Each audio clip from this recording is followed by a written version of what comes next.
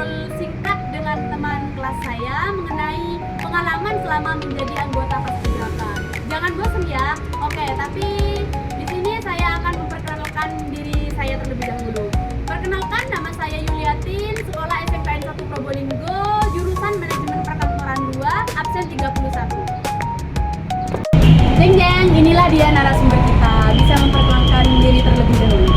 Oke, perkenalkan nama saya Afifah Nisa. Saya dari Paskibraka tahun 2024 dan saya berada di Pasukan 8. Oke, saya mulai pertanyaannya ya. Kenapa sih kamu itu minat banget menjadi anggota Paskibraka? Padahal kan capek, lelah. Karena itu adalah salah satu cita-cita saya dari kecil.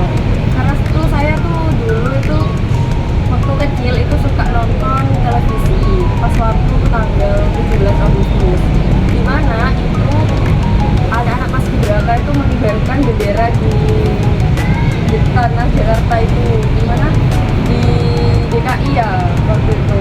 Nah, dari situ saya juga berminat gitu, ini mempunyai semangat, dan alhamdulillahnya saya sudah pencapaian untuk menjadi anggota Paskibraka tahun 2024. Kamu kan pernah karantina. Ya, Apa sih yang dilakukan kamu pas karantina dulu? kalau waktu saya karantina itu banyak hal yang dilakukan dan banyak juga pengalaman baru. Nah, di situ kita di karantina itu tidak difokuskan untuk HP.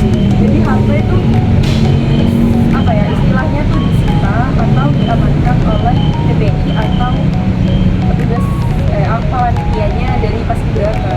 Soalnya kenapa? Kalau kita sudah masuk di kawasan karantina, kita itu sudah fokus sama latihan dan persiapan pengibaran dan penurunan seperti itu. Jadi kita itu benar-benar disiplin dari semuanya, dari entah itu waktu, entah itu ya cara bergeraknya kita itu sudah diatur semua oleh pihak sana. Jadi anggapannya kita itu harus menjadi orang-orang yang disiplin.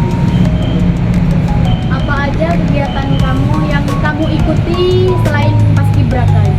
Kegiatan saya selama ini ya cuman kalau di sekolah sih mengikuti pramuka itu saja. Kalau di luar sekolah itu cuma Paskibraka aja.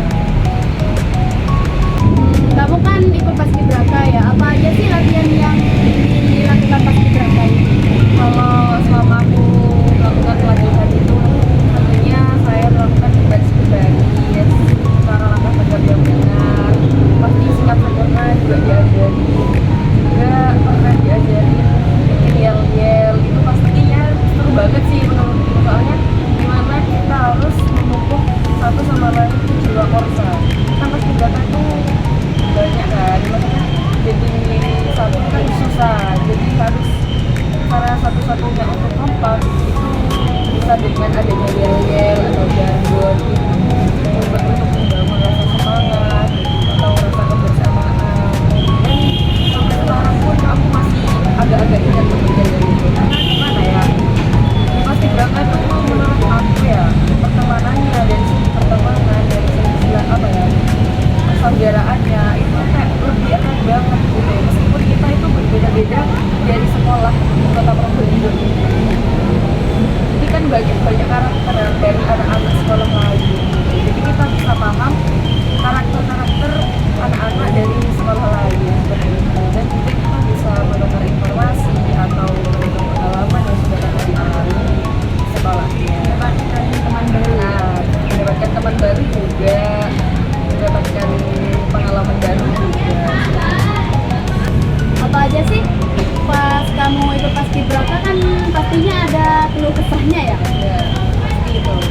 Kalau keluhnya ya pasti kan capek ya, gimana nggak capek selama 2 minggu kita diterpa latihan.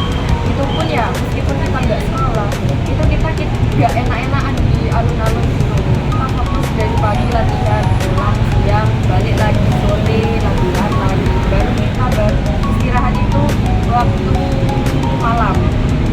Itu pun malam juga dijadwal, malam itu nggak boleh begadang. Biasanya kan ada sih anak-anak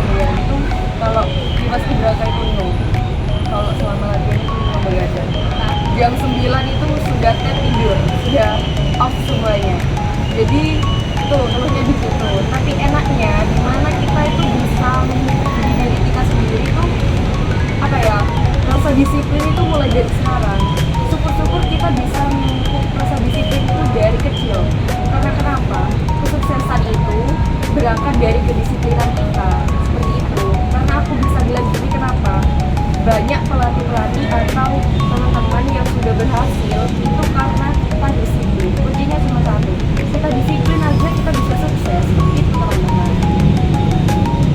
Selanjutnya yang terakhir, apa sih motivasi kamu buat semangat? Kok bisa semangat sih ngikutin paskibraka ini? Kuncinya itu cuma satu. Kalian kalau niat pasti semangat. Intinya cuma satu, semangat itu aja. Terus jangan pantang menyerah, jalani rintangan yang ada, tetap bersyukur kepada Tuhan, jangan lupa beribadah. Oke guys, sekian dari kami. Semoga kalian bisa mendapat banyak pengalaman dari cerita Afifah Wirunisa ini.